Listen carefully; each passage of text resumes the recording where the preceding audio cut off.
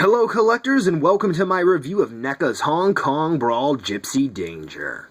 New sculpt, new paint, new engineering, accessories, it's a whole new shebang. But there are some who don't want to be fooled by NECA's game after the first Gipsy Danger and are hesitating to even think about buying this. But is that hesitation worth it? After all, it's entirely new, so it can't be bad, right? Well, let's take a look and see whether or not it's worth adding into your collection.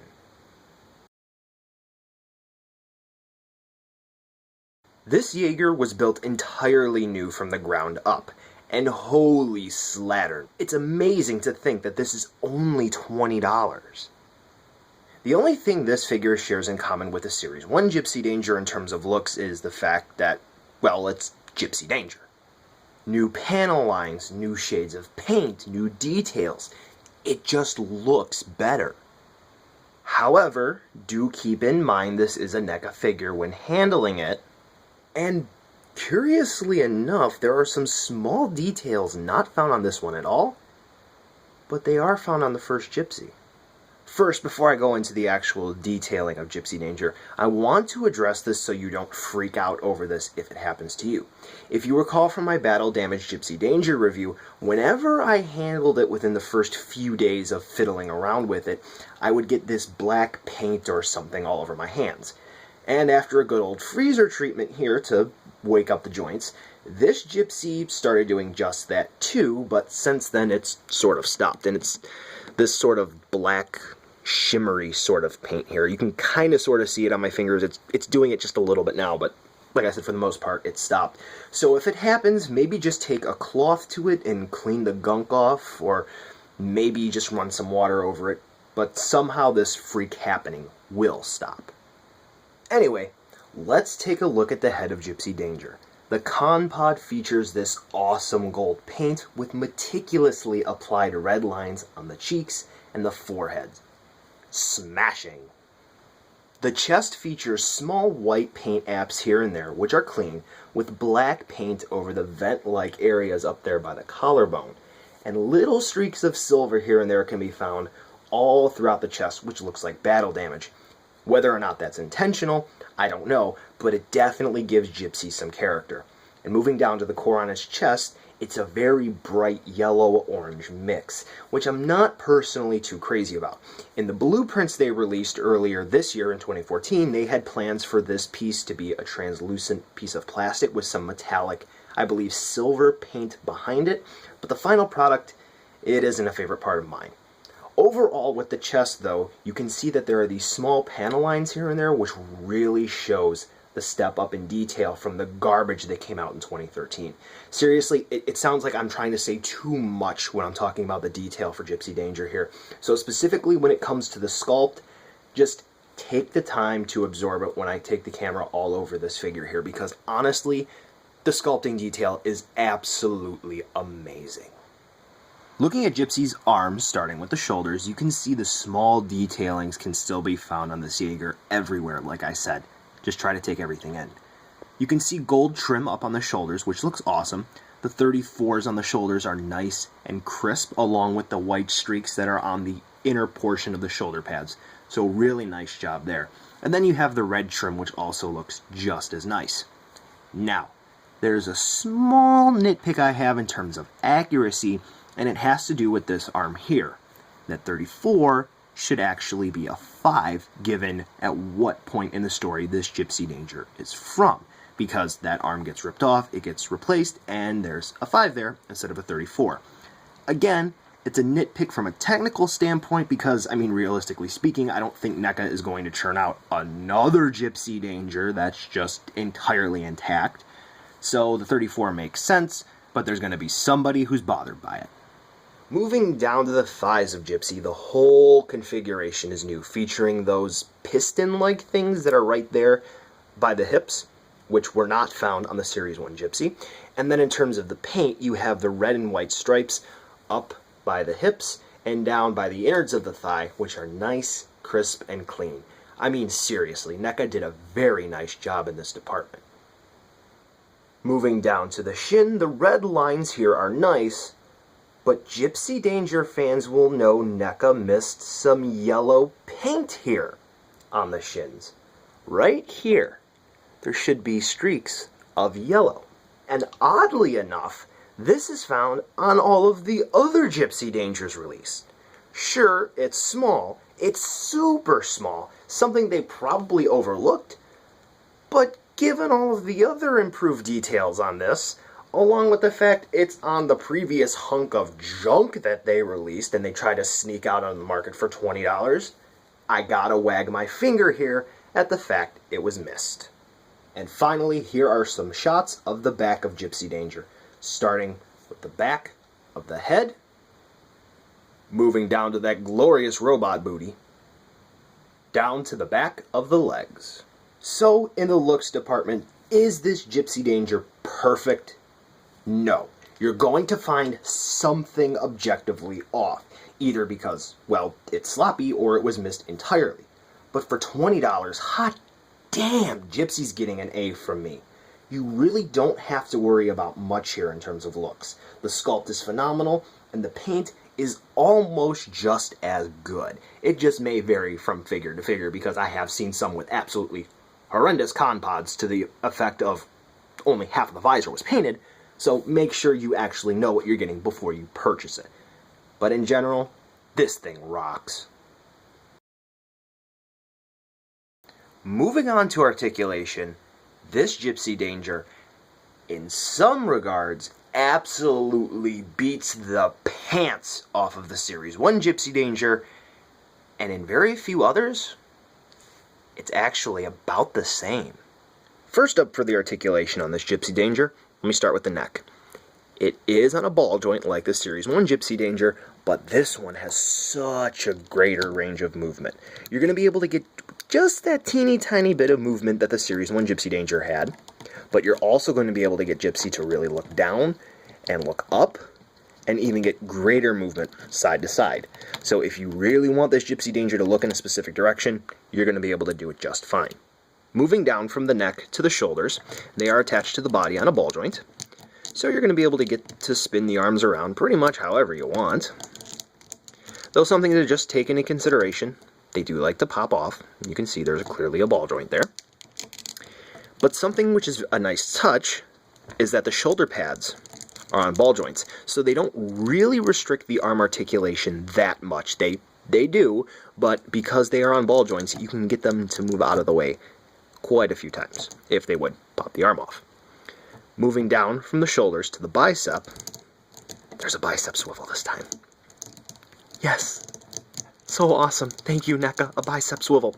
Because of that, you're going to be able to get Gipsy Danger to elbow rocket. Kinda. That's basically the best you're going to be able to get Gipsy to elbow rocket. Not very dynamic, but it's the best you're going to be able to get.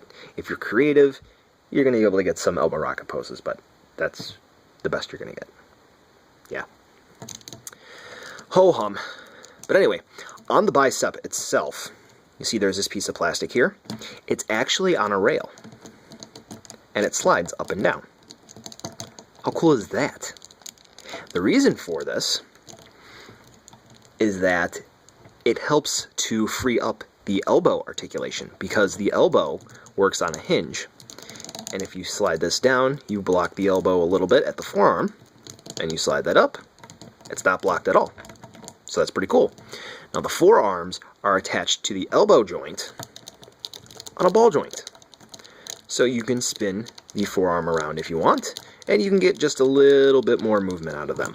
And that also comes in handy for accessories too. Finally, for the arms, we have the wrists on ball joints. So you can spin the hands around, just like so. Simple and easy. So when it comes to the arms of Gipsy Danger, Hong Kong Brawl is an absolute maximum improvement. Continuing on down Gipsy Danger, we have the Ab Crunch here, which is a barbell-style ball joint, and you're going to be able to get a ton of twisting and turning out of Gipsy's torso with this joint. Yes, nice and articulated. Yep, pretty much everything you could ask for. I actually like the one on the Series 1 Gipsy Danger better, but, you know, tomato, tomato, personal preference, because you get a nice back bend, which I don't find it to be the same on this one, but that's personal preference. Moving down to the hips. Bit of a mixed bag here, because we have the ball joint, which it's kind of the same as Series 1. I mean, functionally and factually, it's a different configuration here, but it's really restricted. And this flap here on the thigh, when you go to move the thigh out at the hip, it kind of collides into the waist, which they addressed on that blueprint they released a while back, saying that that's not something they wanted to do, but they did anyway. Okay, whatever. One of the redeeming qualities of this, though, is that since this is an entirely new configuration, we have a thigh swivel. So you're going to be able to get just a little bit more range of movement out of there. And if you really want to, you can kind of angle a kick for Gipsy Danger like that. Moving down, we have the knees, which are, again, improvements over the Series 1 Gipsy Danger, but this is sort of where you need to have experience with NECA figures, because there are two hinges here. I'm going to see if I can get it to move. Yep, watch, this one moves. That is a hinge, and this is a hinge, but it's stuck. And oftentimes it's stuck because of paint or some other reason. Yeah, mine were completely frozen when I opened it up out of the clamshell. So you're probably going to have to heat it up or freeze it and just work it until you're able to get it to move, if you really want it to move. But then again, just take a look. If that much articulation is important to you, you can get it. If not, don't risk breaking your figure. But anyway, yeah, knees, great range of movement. Big improvement over Series 1, which is nice. Moving down to the feet, ankles. Right here, ball joint. Yeah, that's about it. Unfortunately, they're weak. Not as weak as Series 1, but my Gipsy Danger has, unfortunately, just on its own, without any help from me, which is a bit of a shame. And then last up, we have toe articulation, hinge, these front flaps on hinges.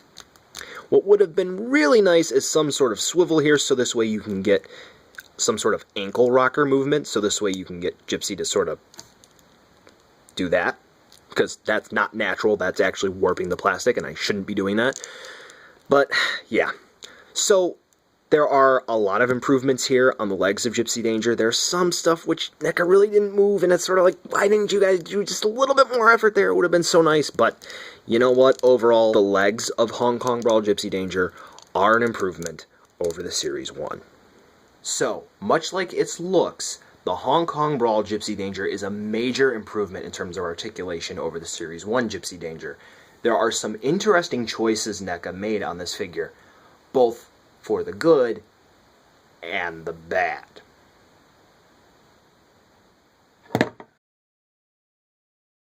In the accessories department, I really gotta give it to NECA for this release. Aside from the plasma caster and maybe battle damage parts, this Gipsy Danger pretty much comes with everything you're gonna need. First up for the accessories would be Gipsy Danger's interchangeable hands. Aside from the splayed hands, it also comes with a set of fists. Yay! Stuff like this, it just makes the figure overall more expressive, and I absolutely love it. And swapping out the hands, it's really easy to do. All you have to do is grab the currently attached hand on Gipsy, pop it off at the wrist, take your new hand, and pop it on. Now, there's a teeny tiny issue with swapping out the hands.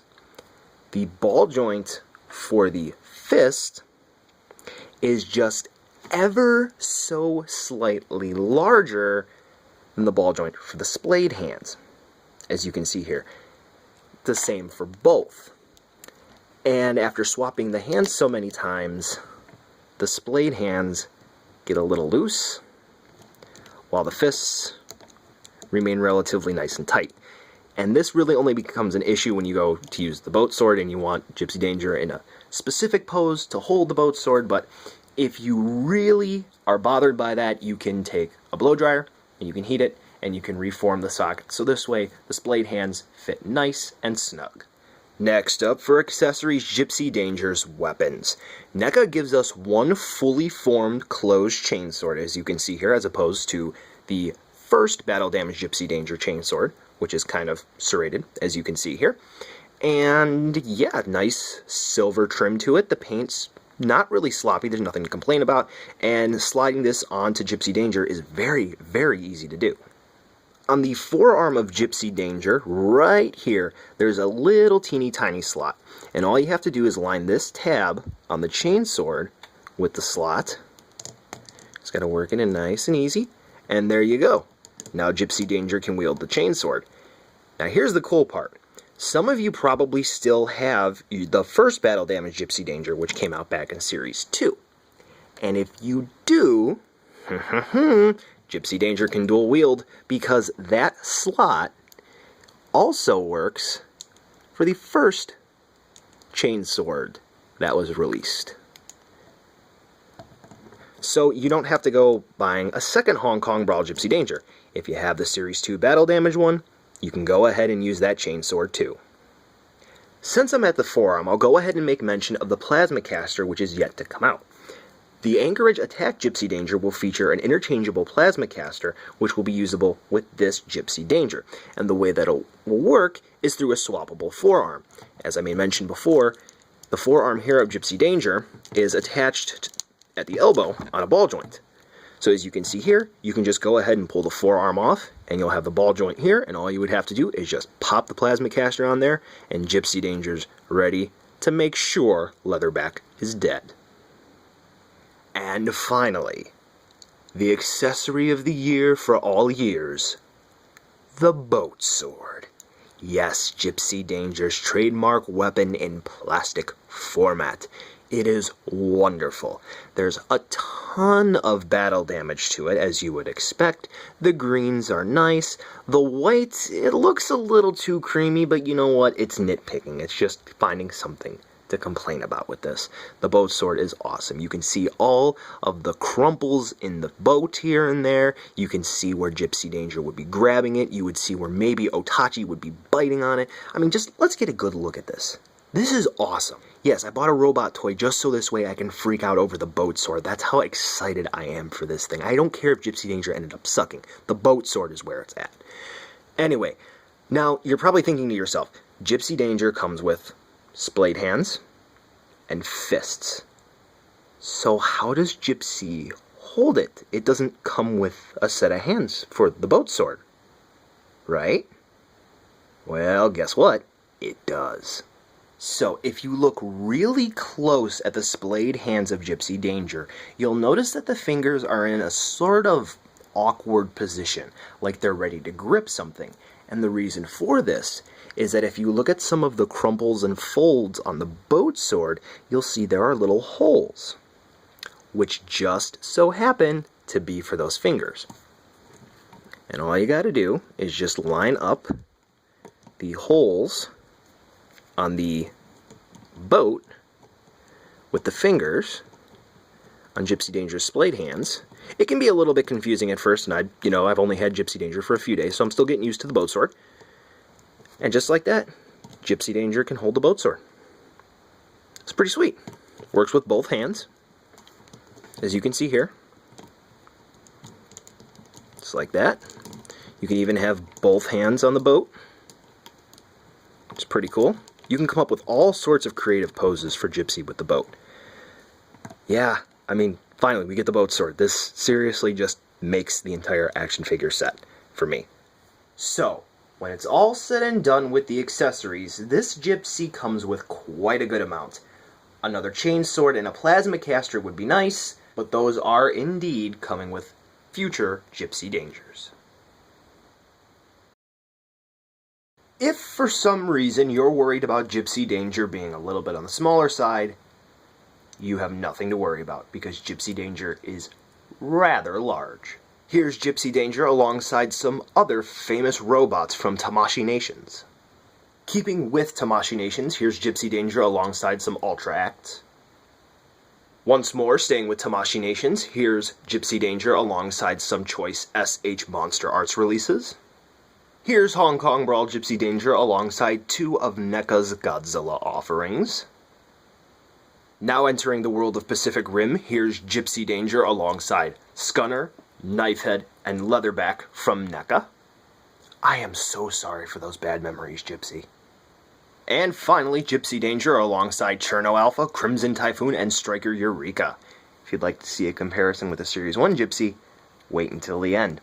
So as you can see here, yes, this new Gipsy Danger is very large, and it can definitely command presence on your shelf if you want it to. So, buy the Hong Kong Brawl Gipsy Danger now, skip it, or wait for a deal. This thing looks sweet.